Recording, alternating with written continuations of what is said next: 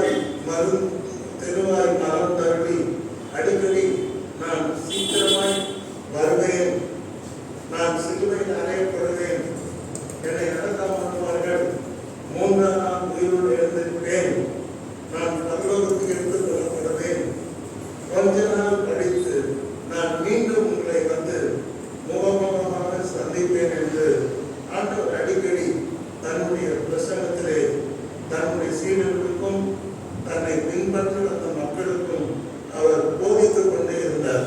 அடிக்கடி அவருடைய வருகை குறித்து ஆண்டவர் பேசினார். நான் வரப்போகிற கிறிஸ்துவாக இருக்கிறேன் என்று அவர்களுக்கு நினைவூட்டினார். கர்த்தருக்கு மகிமை உண்டாவதாக. மத்தேயு எழுதின சுவிசேஷம் 24வது அதிகாரத்தை படித்து பார்க்கும் பொழுது அது முழுக்க முழுக்க கிறிஸ்துவின் வருகை குறித்தும் வருகைக்கு முன்னால் நடக்க போகிற சம்பவங்களை குறித்தும் ஆண்டவர் இயேசு கிறிஸ்து ரகசிய வருகையிலே சபையை அவர் பரலோகத்துக்கு எடுத்துக் கொள்வார். அப்பொழுது ஒரு இடைவெளி, ஒரு 7 வருஷம் இடைவெளி. அப்பொழுது பூமியிலே பயங்கரமான உபத்திரவ காலம் உருவாகும். அந்தி கிறிஸ்து தோன்றுவான். மீண்டும் ஒரு மகா உபத்திரவ காலம் ஒன்று உருவாகும். இதெல்லாம் முடிக்க பிற்பாடு ஆண்டவர் இயேசு கிறிஸ்து மீண்டும் முகமுகமாய் அவரை பார்க்கிற அளவுக்கு ஆண்டவர் இயேசு கிறிஸ்து வருவார் என்று இந்த 24வது அதிகாரம் மத்தேயு எழுதின சுவிசேஷம் மிக அழகாக ஆண்டவருடைய வருகை குறித்து பேசுகிறது. கர்த்தருடைய பரிசுத்த நாமத்துக்கு ஸ்தோத்திரம். ஆண்டவர் சொல்லுகிறார், மின்னல் கிழக்கிலிருந்து தோன்றி மேற்கு வரை பிரகாசிக்கிறது போல மனுஷகுமாரனுடைய வருகையும் இருக்கும் என்று சொல்லுகிறார். ஆண்டவர் சொல்லுகிறார், நான் மின்னலை போல வருவேன் என்று சொல்லுகிறார். மின்னல் என்றால் அது ஒரு ஒளி, வேகமாய் வருகின்ற ஒரு ஒளி. ஒரு திசை துவக்கி மறு திசை வரைக்கும் வருகின்ற ஒரு ஒளி. அது வானத்திலே தோன்றுகின்ற ஒளி. பூமியிலே அதெல்லாம் கிடையாது. அது ஸ்பேஸ்ல தான் அது உருவாகின்ற ஒளி. ஆண்டவர் அங்கே சுட்டி காட்டுகிறார், மின்னல் கிழக்கிலிருந்து தோன்றும், அது மேற்கு வரைக்கும் பிரகாசிக்கும். பிரகாசிக்கிற மின்னல் ஒளியாக நான் வருவேன் என்று ஆண்டவர் சொல்கிறார். ஆண்டவருடைய முதலாம் வருகையை பார்க்கும் பொழுது எளிமையான ஒரு வருகை. மாட்டுத் தொழுவத்திலே மரியாதைக்கு மகனாக வந்தார், அமைதியாக வந்தார். உலகத்திலே அவர் வந்தார். உலகமா அவரை ஏற்றுக்கொள்ளவில்லை, உலகம் அவரை அறியவில்லை. உலகமா அவர் மூலமாக உண்டாயிற்று. கேட்டீங்களா? அப்ப 2ஆம் வருகை அப்படி இருக்காது. அது மின்னலை போல வருவார். very fast, very power, very bright, பயங்கரமான ஒளி. கண்ணால் பார்க்க கூட முடியாத அளவுக்கு ஒளியாய் மின்னல் கிழக்கிலிருந்து தோன்றி மேற்கு வரைக்கும் பிரகாசிக்கிறது போல மனுஷகுமாரனுடைய வருகை இருக்கும். கர்த்தர் இயேசு மின்னலை போல வருவார். நம்ம வாழ்க்கை வச்சலாம். ஒரு சமயம் நீங்கள் 100 வயது வரை வாழ வேண்டும் என்பது என்னுடைய ஆசை. நீங்கள் ஆரோக்கியமாய் வாழ்ந்து இந்த திருச்சபையிலே ஒரு நல்ல சாட்சிகளாக, இந்த சமுதாயத்தில் ஒரு நல்ல சாட்சிகளாக 100 வயது வரை ஆரோக்கியமாக வாழணும் என்பது என்னுடைய ஆசை.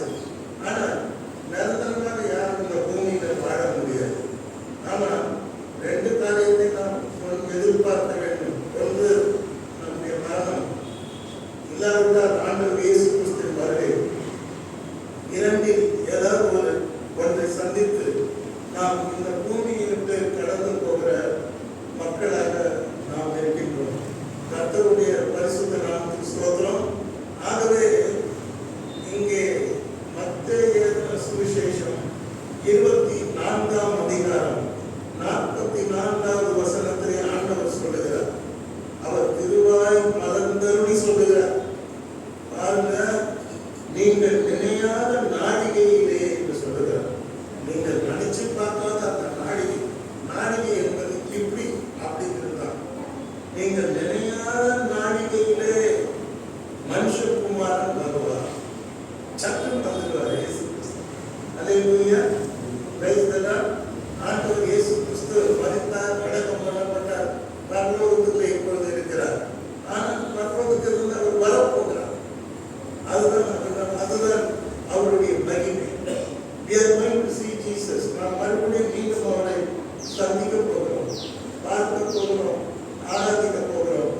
நீங்கள் நினையாத நாளிலே ஆண்டவர் வருவார் என்று சொல்லுகிறார். நீங்கள் நினையாத நாளிகையிலே மனுஷகுமாரன் வருவார். நிச்சயமாக இயேசு வருவார். அல்லேலூயா, கர்த்தருக்கு ஸ்தோத்திரம். ஆதலால் நினையாத நாளிலே மனுஷகுமாரன் வரப்போகிறார், இயேசு வரப்போகிறார். ஆதலால் இந்த வார்த்தை therefore hence, அந்த ஆதலால் நீங்களும் என்ன பண்ணணும்? அவருடைய வருகைக்கு ஆயத்தமாக இருங்கள். Be ready to see Jesus. Be ready to face him. ஆண்டவரை சந்திப்பதற்கு நீங்கள் எல்லாரும் இருங்கள், ஆயத்தமாக இருங்கள். ஆயத்தம் என்பது மிக முக்கியமான ஒன்று. எந்த ஒரு காரியத்தையும் சட்டம் செய்திட முடியாது. ஆயத்தப்படம் ஆபீஸ் போனா தூங்கி அப்படி போயிட முடியும். அதுக்கு நம்மை நாமே ப்ரிப்பரேஷன் பண்ணுவது, ட்ரெஸ் அப் பண்ணுவது, ரெடி பண்ணுவது, எவ்வளோ விஷயம் இருக்கிறது. அந்த மாதிரி எல்லாத்துக்குமே ஆயத்தம் இருக்கிறது. ஆனால் இது விஷயம் வித்தியாசமான ஆயத்தம். நீங்கள் நினையாத நாடிகையில் மனுஷகுமாரன் வருவார். ஆதலால் நீங்கள் அவரை சந்திப்பதற்கு ஆயத்தமாக இருங்கள் என்று சொல்கிறார்.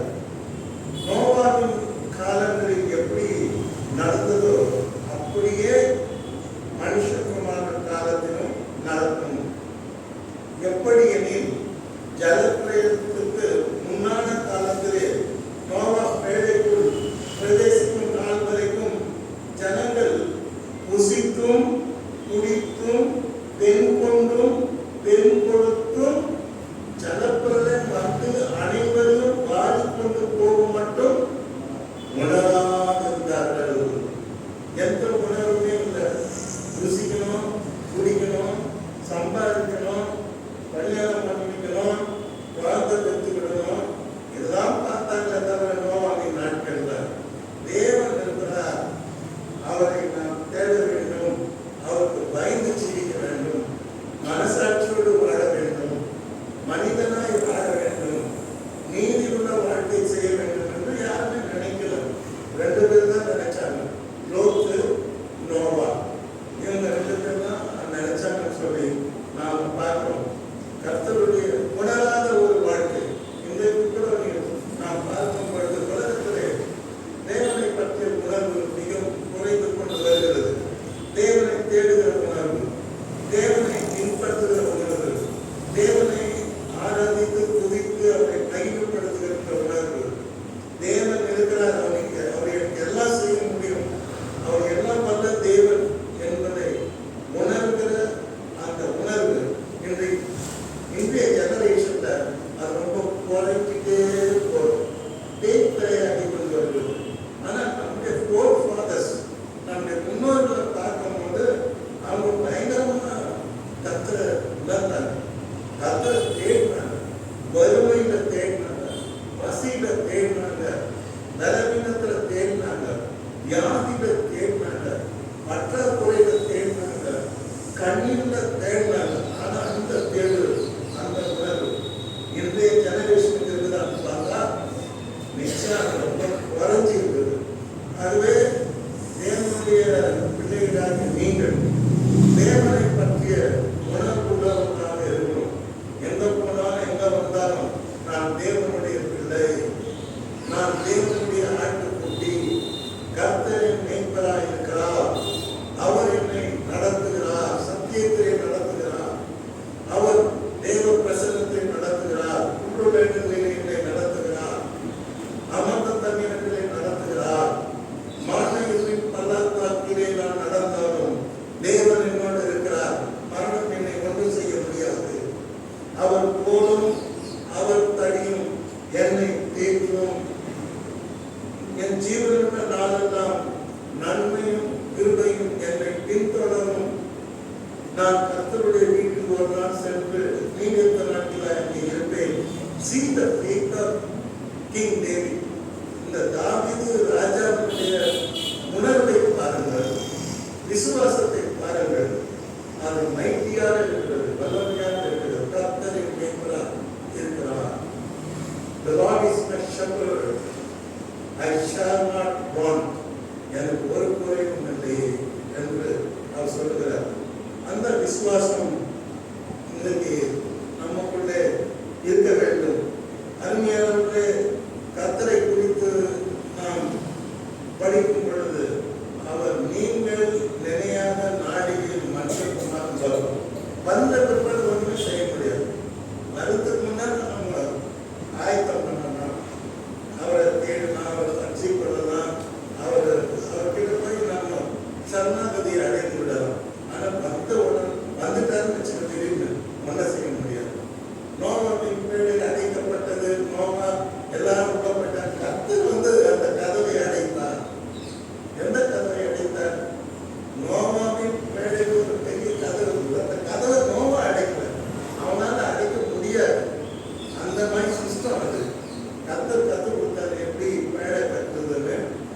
இப்படி எல்லாருபடி எல்லாம் செய்யலாம். ஆனால் கதவை மாத்திரம் அடைச்சது யாருன்னா கர்த்தரே வந்து கதவை அடைச்சிருக்காரு.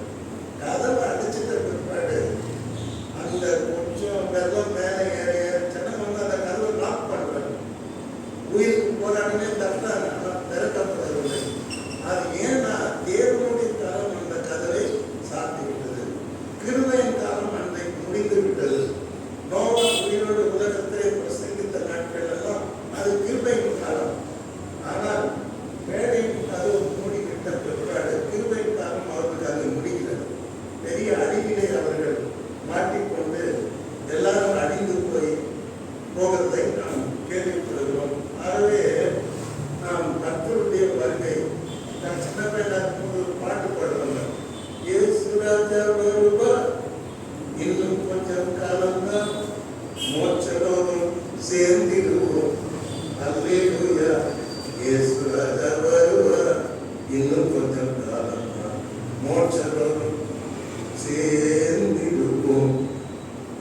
பாவத்தின் பலனால் நரகம் ஒவ்வாவி நடுங்கிடாயோ, கண் காண்பதெல்லாம் அழியும் அழியும், காணாததோ நிச்சயம்.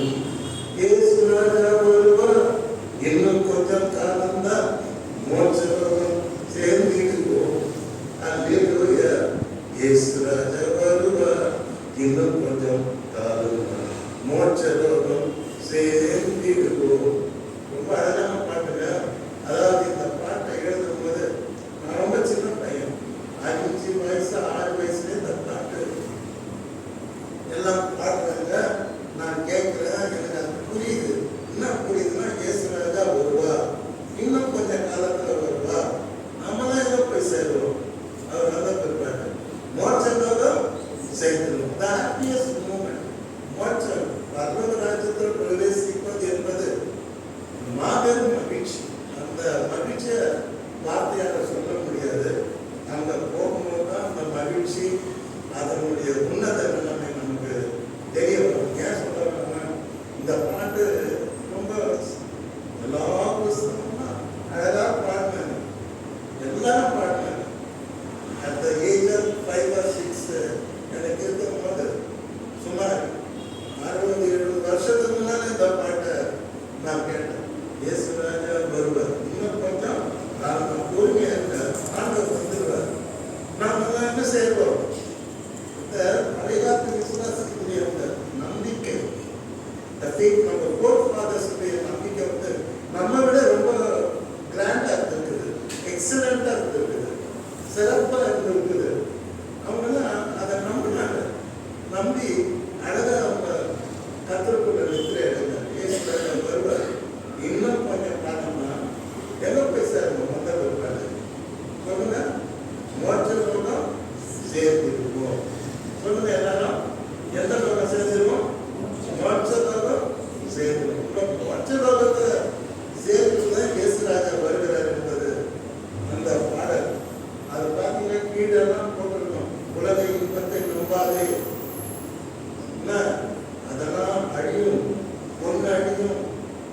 கெரியர் அழியும், உன் சொத்து அழியும், உன் அழகு அழியும், என்ன உன் பர்சனாலிட்டி அழியும், எல்லாம் அழியும்.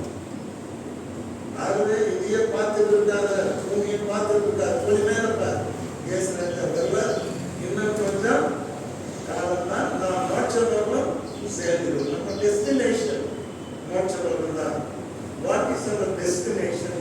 நம்முடைய இறுதி முடிவு நமக்கு என்னன்னா, நாம் தேவனுடைய ராஜ்யத்தில் பிரவேசிப்போம், பரலோக ராஜ்யத்தில் பிரவேசிப்போம் என்பதுதான் நம்முடைய டெஸ்டினேஷனாக இருக்கிறது.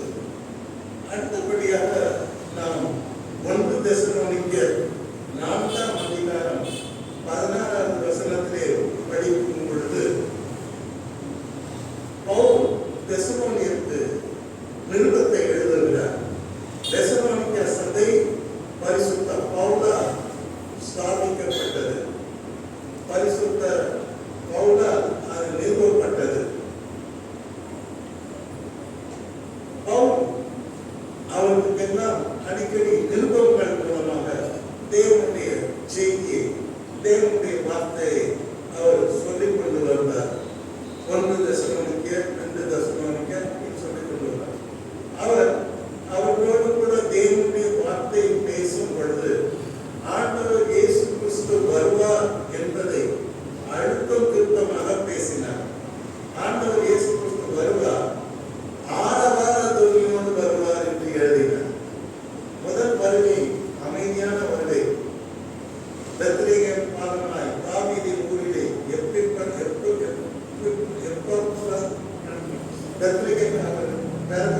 எளிமையான ஒரு கதை. ஆனால் 2ஆம் வருகை அப்படி இருக்காது. ஆண்டவர் ஆரவாரத்தோடு இந்த பூமியை நோக்கி அவர் வருவார். அதை குறித்து அவர் எழுதும் பொழுது எப்படி எழுதுகிறார்? 1 தெசலோனிக்கர் 4:16 பார்க்கிறோம். ஏனெனில்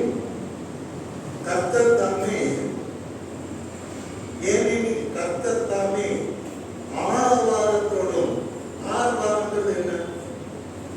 ஒரே கொண்டாட்டத்தோடு வருவார். ஆரவாரம். ஆண்டவர் இயேசு கிறிஸ்து திரும்ப வரும் பொழுது அவர் ஆரவாரத்தோடு வருகிறார். ஆரவாரம் என்பது ஒரு எக்கால சத்தம், தேவதூதர்களுடைய கூட்டம், எங்கு பார்த்தாலும் இயேசுவை பார்த்து கிளாப்ஸ் பண்றது, இந்த மாதிரி ஒரு மகிழ்ச்சியான ஒரு அட்மாஸ்பியர். ஆரவாரத்தோடு வருவார். நான் இன்கம் டேக்ஸ்ல டிரான்ஸ்போர்ட் எதிர்த்து தான் வேலை பார்த்தேன். அதாவது ரொம்ப சீக்கிரமா வேலைக்கு போயிட்டாங்க. 1970 எனக்கு 21 வயசு இருக்கும் போதே சென்ட்ரல் கவர்மெண்ட்ல வேலை கிடைச்சிச்சு. அப்பெல்லாம் இந்த மாதிரி தீவிரவாதம், ஸ்ட்ரிக்ட் அதெல்லாம் கிடையாது. எங்க பொழுதுபோக்கு 2 இடம். அமெரிக்கன் கான்சுலேட் கவுன்சில் போய் லைப்ரரி அங்கே போகணும். அப்படி இல்லைன்னா ராஜ்யபாலம் உள்ள போவோம். அங்கே எல்லா கடைங்க இருக்கும். அது 5 ஸ்டார் ஹோட்டல். ஹோட்டல் மேலே இருக்கும், கீழே வந்து நிறைய கடைங்க வச்சிருப்பாங்க. அந்த கடைங்கெல்லாம் போய் சுற்றி பார்த்துட்டு வரும். ஒன்றும் வாங்க மாட்டோம். ஏன்னா ₹1 பொருள் அங்கே ₹500. ₹500 பொருள் 5000. சும்மா சுற்றி வேடிக்கை பார்ப்போம். லஞ்சு முடிச்சுட்டு ஒரு நாள் இந்திரா காந்தி அம்மா இப்போ ஆட்சி செய்கிறாங்க. இந்திரா காந்தி அம்மா ரூலிங். அப்போ சென்னைக்கு வந்திருந்தாங்க தமிழ்நாட்டுக்கு. அப்போ அவங்க வந்து அந்த ஹோட்டலில் வந்து தங்க வச்சாங்க. இந்த ஆஃபீஸ் எதிர்க்க அந்த ஹோட்டல், அந்த ஹோட்டலில் தங்கினாங்க. அப்போ 4 மணிக்கு அவங்க வந்து வெளியே வராங்க அப்படின்னு சொல்லி ஆஃபீஸில் என்ன பேசினாங்க. சரிம்மா நம்ம போய் இந்திரா காந்தி அம்மாவை பார்க்கலாம் அப்படின்னு சொல்லிட்டு போனாங்க. நீங்க நம்ப மாட்டீங்க. ஃபர்ஸ்ட் ஒரு கார் வச்சு ஒன்றும் இல்லை, செகண்ட் ஒரு கார், தேர்ட் ஒரு கார் நின்று பார்ப்பேன். அவங்க எல்லாம் ஓப்பன் காரில் எல்லாரையும் பார்த்து படம் பண்ணிட்டு வந்தாங்க. ஆனால் கார் போது 30 கார் வச்சு இல்லை, நடுவில் வராங்க. நம்ம பொம்மை மாதிரி இருப்பாங்க, காப்பை வச்சுட்டு எல்லாருக்கும் வந்தாங்க பண்ணிட்டு வந்தாங்க. பார்த்து நான் ரொம்ப சந்தோஷப்பட்டேன். இந்திரா காந்தி அம்மா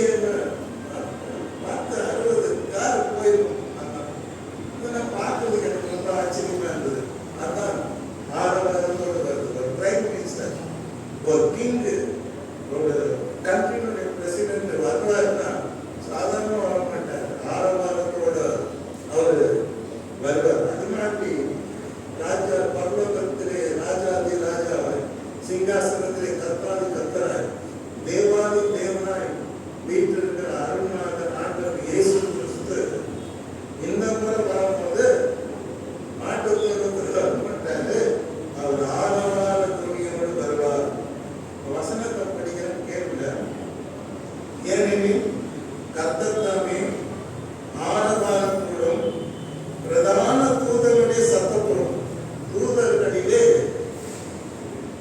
சீஃப் இருக்கார், எல்லாருக்கும் பெரிய தூதர் இருக்கார், அதை இங்க சுட்டி காட்டுகிறார். ஆரவாரத்தோடு வானத்திலிருந்து அவர் இறங்கி வருவார், பிரதான தூதர்களுடைய சத்தத்தோடு வருவார். தூதர்களை நாம் பார்த்திருக்க மாட்டோம், தூதர்கள் சத்தத்தை கேட்டிருக்க மாட்டோம். இவர்கள் எல்லாம் பரலோக ராஜ்யத்திலே தேவனுக்கு பணிவிடை செய்கிறவர்கள். தேவன் சொன்னால் நமக்கு ஏதாவது உதவி செய்யணும்னு சொன்னா அங்கிருந்து அவர் அவங்க அனுப்புவார். அவங்க வந்து நம்ம கண்ணுக்கு தெரியாத நமக்கு உதவி செய்வார்கள். இயேசு கிறிஸ்து வரும்போது பிரதான தூதனுடைய சத்தம் கேட்கணும். அப்ப தூதனுடைய சத்தத்தை நாம் கேட்போம். தேவ எக்காலம், இது மனுஷனுடைய எக்காலம் அல்ல, மனிதனுடைய எக்காலம் என்பது ஒன்று. தேவ எக்காலத்தோடும் வானத்திலிருந்து இறங்கி வருவார். அல்லேலூயா, கர்த்தருக்கு ஸ்தோத்திரம்.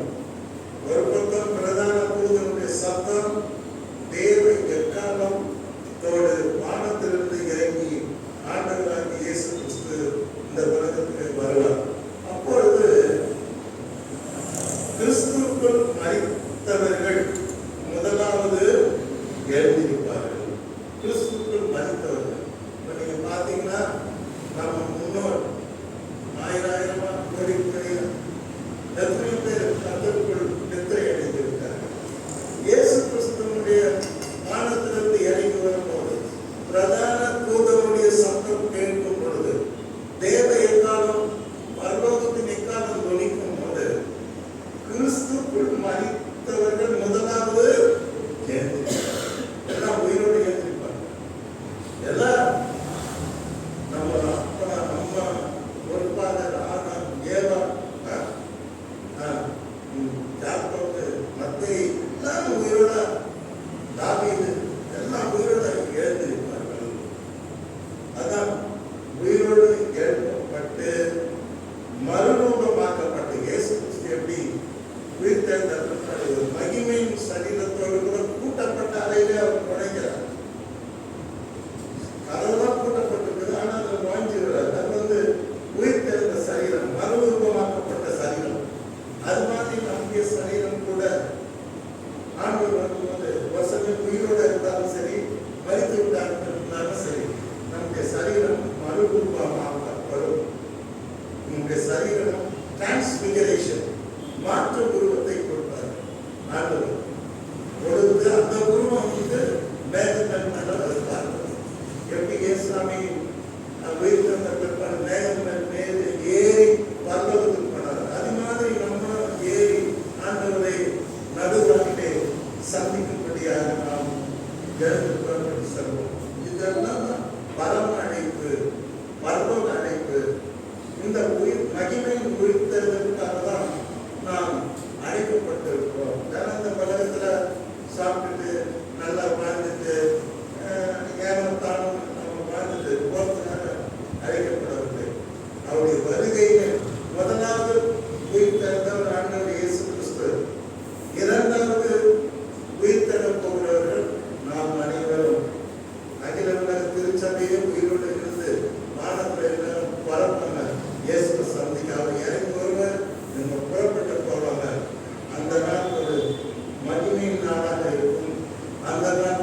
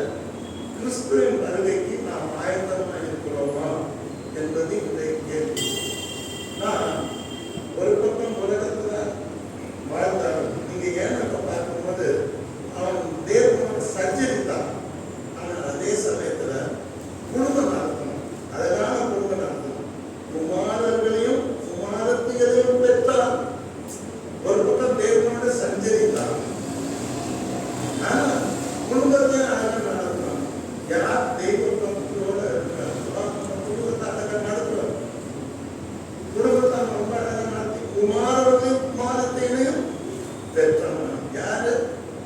ஏனோக்கு. ஆனா ஒரு நாள் ஆண்டவர் அவனை உயிரோடு பரலோகத்துக்கு எடுத்துக்கொண்டார். ஆசீர்வாதம். குடும்பத்தோட வாழ்ந்தாலும் அவன் குடும்பத்தை காட்டில் அதிகமாக தேவனை நேசித்தான். ஆண்டவர் அவனை உயிரோடு பரலோகத்தை எடுத்துக்கொண்டான். ஆகவே நாம் குடும்பம் நடத்தணும், வேலைக்கு போகணும், சம்பாதிக்கணும், சாப்பிடணும், லைஃப் நல்லா செட்டில் ஆகணும். அதே சமயத்துல நாம் அனைவரும் தேவனோடு கூட சஞ்சரிக்கணும். புரியுதா? தேவனோடு சஞ்சரிக்கணும். இந்த உலகத்திலேயே வாழ்ந்து அவர் ஃபுல்லா பார்த்துடக்கூடாது. ஏன்னா அவர் வரப்போகிறார். நமக்கு ஆயத்தமா நாம் எப்போ இருக்கிறோம். ஒவ்வொரு நாளும் ஆண்டவர் ஒரு சமயம் வந்தா நாம் வருகையை எடுத்துக்கொள்ளப்பட வேண்டும் என்ற எண்ணம் உடையவர்களாக நாம் இருக்க வேண்டும். குறிப்பிட்ட நாளில் மாத்திரம் ஆயத்தமா இருக்கிறதால நாம் எப்பொழுதும் கிறிஸ்துவின் வருகைக்கு ஆயத்தமா இருக்க வேண்டும். அதுக்கு ரெண்டு முக்கியமான ஆயத்தங்களை நான் சொல்ல விரும்புகிறேன். மறுபடியும் பிறந்த அந்த அனுபவத்தோட என்னைக்குமே நாம் இருக்கணும். நான் தேவனுடைய பிள்ளை, நான் புது சிருஷ்டி, I am a new creation. ஒரு கிறிஸ்துவில் இருந்தால் புது சிருஷ்டியா இருக்கிறான். பழையவைகளெல்லாம் ஒழிந்து போயின, எல்லாம் புதிதான். டெய்லி அந்த நியூ கிரியேஷன், புது சிருஷ்டி அனுபவம் உடையவர்களாக நாம் ஆயத்தப்பட வேண்டும். மூணாவது, மாயமான கிறிஸ்தவ வாழ்க்கை செய்யாமல் உண்மை உள்ளவர்களாக நாம் தேவனுக்கு இருக்க வேண்டும். உண்மையான ஊழியத்தை, உத்தமமான ஊழியத்தை நாம் ஆண்டவருக்கு செய்ய வேண்டும். உண்மை உத்தமமாய் ஆண்டவரை நாம் பின்பற்ற வேண்டும், சேவிக்க வேண்டும். இதே தேவன் விரும்புகிறார். இது ஒரு ஆயத்தம். எப்பொழுதும் நாம் லௌகீக பாரம் நம்மை அழித்து விடாதபடி, நம்மை தேவனை விட்டு பிரித்து விடாதபடி நாம் ஜாக்கிரதையாக இருக்க வேண்டும். லௌகீக பாரம் ஒரு மனுஷனை கொள்ளணும்.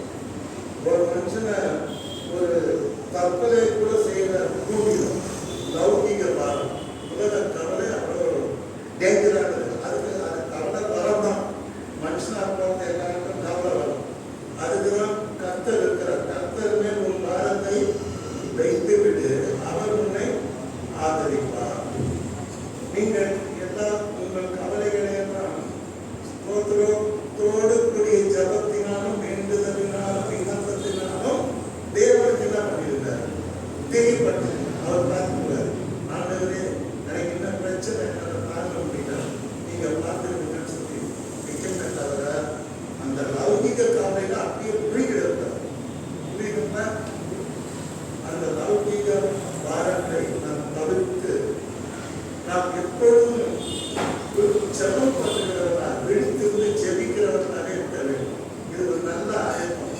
ஆண்டவர் இயேசு கிறிஸ்து வருகையில எடுத்துக்கொள்ளப்பட வேண்டும் என்றால் நாம் எப்பொழுதும் ஜெபிக்கிறவர்களாக இருக்க வேண்டும். அது மாத்திரமல்ல, அடுத்தபடியாக பார்க்கும்போது கர்த்தருடைய வருகையில நாம் எடுத்துக்கொள்ளப்படணும்னா நாம் பரிசுத்த ஜீவியம் செய்யணும். ஆண்டவர் அதை தான் சொல்லுகிறார். இதோ நான் சீக்கிரமாய் வருகிறேன், அவனுடைய கிரியைக்கு தக்க பலன் என்னோடு கூட வருகிறது. அநியாயம் செய்கிறவன் இன்னும் அநியாயம் செய்யணும், அவனுக்குரிய தண்டனை இருக்கு. அநீதி செய்கிறவன் இன்னும் அநீதி செய்யணும், அவனுக்கு இருக்கிற தண்டனை இருக்குது. ஆனா பரிசுத்தமா இருக்கிறவன் என்ன பண்ணணுமா? இன்னும் பரிசுத்தமா போவான். நான் இவ்வளவு பரிசுத்தமா இருக்கிறேன், இன்னும் கொஞ்சம் அதிகமா இருக்கு, இவ்வளவு நேரம் சொல்லிக்கிறேன், இன்னும் கொஞ்சம் அதிகமா இருக்கு சொல்ற ஆண்டவர். நீதியை செய்கிறவன் இன்னும் நீதியை செய்கிறேன். நான் இவ்வளவு நீதியுள்ள வாழ்க்கை செய்கிற ஆண்டவர் போதாது, போவான், மேல போ அப்படின்னு சொல்றாரு. கர்த்தருக்கு ஸ்தோத்திரம் உண்டாகுவாரு. எல்லாவற்றுக்கும் மேலாக இந்த உலக வாழ்க்கையிலே நாம் தேவனுடைய சித்தத்தை செய்ய வேண்டும். கடவுள் எல்லாரும் பத்தி ஒரு சித்தம் வச்சிருக்கிறார். கேட்டீங்கன்னா, தேவனுடைய சித்தத்தை நாம் செய்கிற மக்களாக இருக்க வேண்டும். தேவனுடைய சித்தத்தை செய்கிறவனே பரலோக ராஜ்யத்தில் பிரவேசிப்பானே அல்லாமல் என்னை நோக்கி கர்த்தாவே கர்த்தாவே என்று கூப்பிடுகிறவன் பரலோக ராஜ்யத்தில் பிரவேசி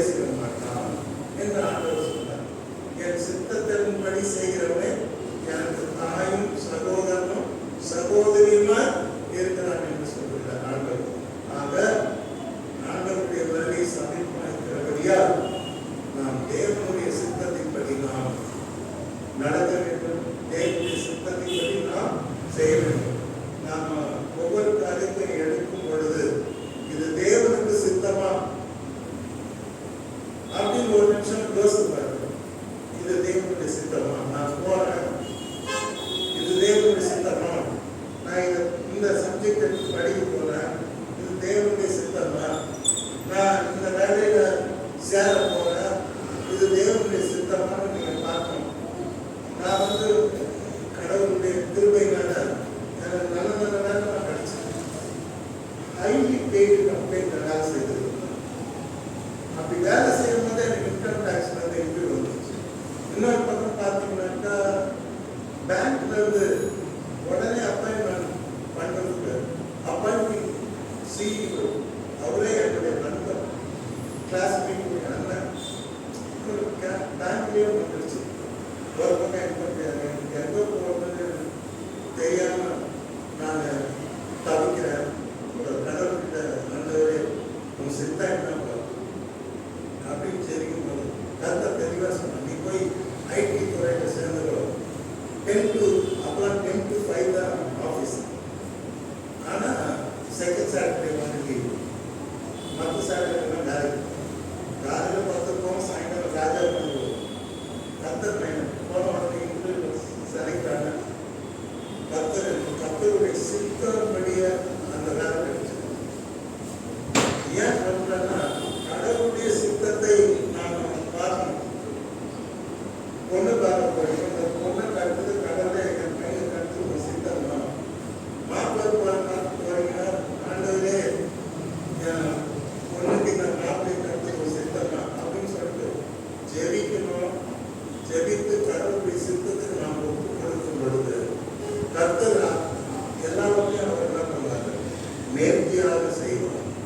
அல்லேலூயா. He will make everything beautiful. எல்லாத்தையும் அழகாக செய்வார். நமக்குன்னு ஒரு சித்தம் இருக்குது. அந்த சித்தம் எப்பொழுதுமே தோல்வியை, ஏமாற்றத்தை, கண்ணீரை அது கொண்டு வரும். ஆகவே தேவனுடைய சித்தத்தின்படி செய்வது என்பது மிக முக்கியமான ஒரு விஷயம். ஆண்டவருடைய வருகைக்கு காத்திருக்கிற நாம் அனைவரும், ஆயுதம் இருக்கிற நாம் அனைவரும் தேவனுடைய சித்தத்தை செய்து இப்படியாக கர்த்தருடைய வருகைக்கு நாம் ஆயத்தம் பண்ணுவோமாக. மீதி காரியங்களை நாம் பிற்பாடு படிப்போம். ஆண்டவருடைய வருகை குறித்து அநேக காரியங்கள் இருக்கிறது. நாம் அதெல்லாம் படிக்கிறதுக்கு இப்போ நேரம் பிற்பாடு படிப்போம். இப்பொழுது கர்த்தருடைய வருகைக்கு நாம் ஆயத்தமாக இருக்கிறோமா? ஆமென். ஆயத்தமாக இருக்கிறோமா? நீங்கள் ஒவ்வொருவரும் யோசித்து பார்க்க வேண்டும். நான் கர்த்தருடைய வருகையிலே கைவிடப்படக்கூடாது. கர்த்தருடைய வருகையிலே நான் எடுத்துக்கொள்ளப்பட வேண்டும் என்ற வாஞ்சை, என்ற லாபம் உங்களுக்கு இருக்கணும். வெறும் போயிட்டு வந்தோம், போனோம், இருபத்தி எட்டோம் அப்படின்னு கர்த்தருடைய வருகை, அவர் வருகையில் நாம் எடுத்துக்கொள்ளப்பட வேண்டும். இயேசுராஜா வருவார். இன்னும் கொஞ்சம் காலம்தான், ஆனால் மோட்சலோகம் சேர்த்திடுவோம். ஆண்டவர் இயேசு கிறிஸ்து வருவதன் நோக்கமே நம்மை பரலோக ராஜ்யத்தில் சேர்க்க இயேசு வருகிறார். அல்லேலூயா, அல்லேலூயா.